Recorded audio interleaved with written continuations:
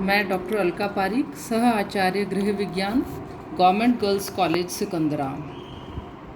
छात्राओं, हम वस्त्र विज्ञान एवं परिधान पढ़ रहे हैं और इसके अंतर्गत पिछली कक्षाओं में हमने जानतव रेशा ऊन पढ़ा, जिसमें हमने ऊन का इतिहास, उद्गम, ऊन प्राप्ति के साधन,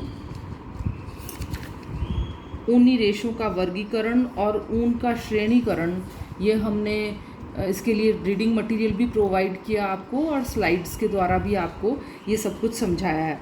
आज की कक्षा में हम ऊन का उत्पादन करेंगे। ऊन का उत्पादन कुछ चरणों में संपन्न होता है और इनमें से पहला चरण है भेड़ों से ऊन काटकर एकत्रित करना। इसको शेयरिंग कहते हैं, शेयरिंग ऑफ शीप। ये आप चित्र में भी देख सकते हैं।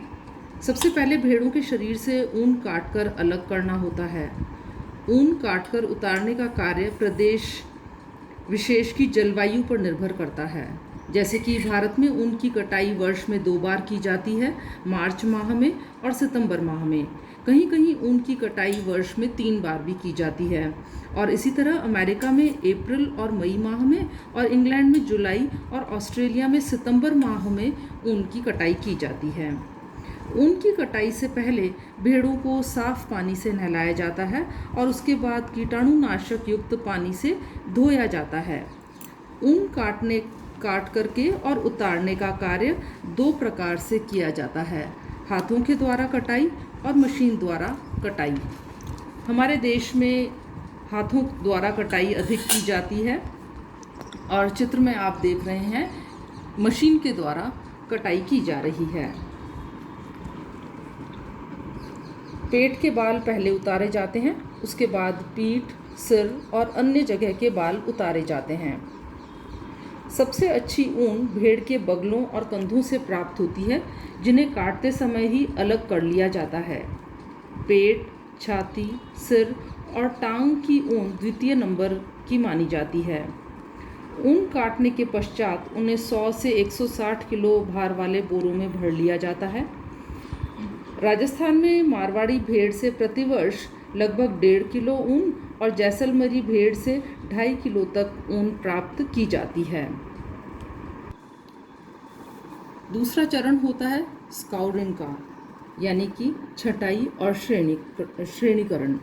जो ऊन प्राप्त की गई है शेयरिंग के द्वारा, उसकी छटाई की जाती है, उसे अलग किया जाता है और अलग अलग श्रेणियों में विभक्त कर लिया जाता है।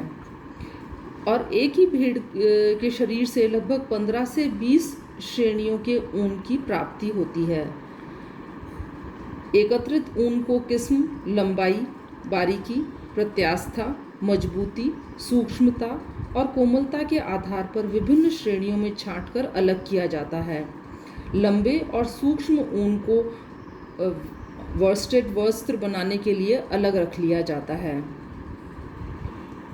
और बच्चों, ऊन की श्रेणीकरण के लिए भारत सरकार द्वारा एगमार्क स्कीम में जो है वो जो कि रूल था 1961 में निकला था, उनमें अलग अलग श्रेणियां दी गई हैं। बारीकी के आधार पर ऊन का श्रेणीकरण निम्न प्रकार से किया जाता है। टेबल में आप देख रहे हैं श्रेणी, माइक्रोन सीमा और गुण यानी कि क्वालिटी। जो सबसे फाइन क्वालिटी की ऊन होती है, जिसे ए श्रेणी की ऊन कहा जाता है, उसके माइक्रोन सीमा होती है 33.5 और उसका गुण होता है 48+। जो बी मध्यम श्रेणी की ऊन होती है 34 से 39 और 40/48 क्वालिटी। सी श्रेणी 39.5 से 43 और उसकी क्वालिटी 36/40। और डी यानी कि मोटी ऊन, आपने देखा ए क्वालिटी की जो ऊन है वो सबसे फाइन है, उसके बाद मीडियम, लेस मीडियम और कोर्स यानी कि मोटी ऊन 43 और इससे अधिक वाली मोटी ऊन की श्रेणी में आती है, जिसका गुण 32 होता है। छटाई और स्तर निर्माण के बाद ऊन की सफाई और धुलाई की जाती है। ऊन के रेशों में पसीने, क्योंकि आपको मालूम है भेड़ चरते चरते कहीं पर भी बैठ जाती है, तो ऊन के रेशों में पसीने, चिकनाई, धूल कण और अन्य जो गंदगियां हैं वो उपस्थित होती हैं, जिन्हें कि साफ़ करना अत्यंत आवश्यक होता है। तो इसके लिए 3 तरह से प्रयोग किए जाते हैं। सबसे पहला होता है साबुन का घोल, दूसरा वाष्पित घोल और तीसरा कार्बोनाइजिंग। जो पहली प्रक्रिया होती है साबुन का घोल, इसमें धुलाई की क्रिया मशीनों के द्वारा की जाती है। मशीनों में स्वचालित रैक लगे हुए होते हैं और ऊन जो है उसको घोल में डुबोकर अच्छी तरह से निचोड़ लिया जाता है। धुलाई के लिए 4 बड़े हौद का निर्माण किया जाता है। पहले में गर्म पानी में साबुन का घोल बनाकर रेशों में डाला जाता है। दूसरे, तीसरे और चौथे हौद में साफ पानी भरा रहता है।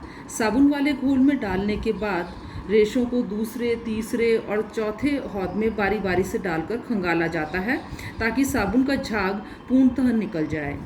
इसके बाद रेशों को गर्म हवा और भाप के द्वारा सुखाया जाता है। इससे रेशे स्वच्छ, सफ़ेद होकर के और निखर आते हैं। दूसरी प्रक्रिया है वाष्पित घोलक द्वारा धुलाई। इस विधि के द्वारा रेशों में उपस्थित चिकनाई जैसे कि ऑयल, ग्रीस आदि को हटाया जाता है। इसके लिए वाष्पित घोलक जैसे benzene, petroleum, naphtha, carbon tetrachloride आदि के घोल में ऊनी रेशों को डाला जाता है। इससे चिकनाई घुल जाती है और रेशे साफ, स्वच्छ और नर्म हो जाते हैं। और बच्चों, तीसरी प्रक्रिया होती है कार्बोनाइजिंग। अगर उपरोक्त दोनों विधियों से रेशे साफ नहीं हो पाते हैं तो उनमें प्राकृतिक अशुद्धियां रह जाती हैं, जो कि सल्फ्यूरिक अम्ल और हाइड्रोक्लोरिक अम्ल से धोया जाता है और इसे ही कार्बोनाइजिंग प्रक्रिया कहते हैं। यानी कि जब ऊन के रेशे में जो प्राकृतिक अशुद्धियाँ होती हैं उन्हें सल्फ्यूरिक अम्ल या हाइड्रोक्लोरिक अम्ल में धोया जाता है, तो ये कार्बोनाइजिंग प्रक्रिया कहलाती है। इसके बाद अगली प्रक्रिया आती है सुखाना, यानी कि ड्राइंग। ऊन की धुलाई के बाद इन्हें सुखाया जाता है, लेकिन ऊन को पूर्णतः नहीं सुखाया जाता, बल्कि इसमें 12 से 16% तक आर्द्रता रखी जाती है, तो ये अंशतः गीले रहते हैं। पूर्णतः सूख जाने पर रेशों में कड़ापन आ जाता है, जिससे आगे की प्रक्रिया कर पाना कठिन होता है। रेशों को भाप के द्वारा सुखाया जाता है। आर्द्र वातावरण में रेशों पर मशीन के द्वारा गर्म हवा फेंकी जाती है, जिससे रेशे सूख जाते हैं। इस प्रकार सुखाने से ऊन में लचीलापन, मुलायमियत और चमक बनी रहती है। तो बच्चों, ये थी पहली 5 प्रक्रियाएं, यानी कि भेड़ों से ऊन काटकर एकत्रित करना, छटाई और श्रेणीकरण, सफाई एवं धुलाई यानी क्लीनिंग एंड स्कोरिंग, वाष्पित घोल द्वारा धुलाई, सुखाना यानी कि ड्राइंग, और अगली प्रक्रियाएं हम नेक्स्ट क्लास में करेंगे। ये सभी आप अच्छे से पढ़ना और अपने क्वेश्चंस हमसे पूछ सकते हो। धन्यवाद।